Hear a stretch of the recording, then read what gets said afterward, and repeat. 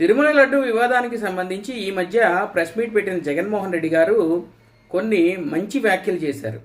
అవేంటంటే పవన్ కళ్యాణ్ గారి గురించి మాట్లాడుతా ఆయన ఉప ముఖ్యమంత్రిగా ఉన్నారు, సో చంద్రబాబు నాయుడు గారు చేసిన తప్పుల్ని తప్పు అని చెప్పాలి కదా, తప్పుల్ని తప్పు అని ఎత్తి చూపకపోతే అది ఎంతవరకు కరెక్టు, తప్పుల్ని సమర్థించకూడదు కదా అని వ్యాఖ్యలు చేశారు. బ్రహ్మాండం. సో ఇది డెఫినెట్గా ఈ వ్యాఖ్యల్ని స్వాగతించాల్సిందే.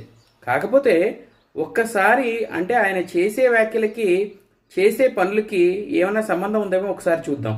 మనకు తెలుసు కదా, చంద్రబాబు నాయుడు గారి ఇంటి మీద తెలుగుదేశం పార్టీ ఆఫీస్ మీద వైఎస్ఆర్ కాంగ్రెస్ పార్టీ నాయకులు దాడి చేసిన సంగతి.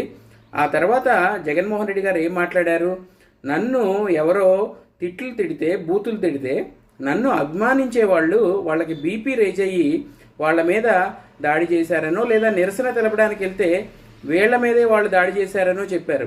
ఇదేనా తప్పును తప్పు ఎత్తి చూపటం?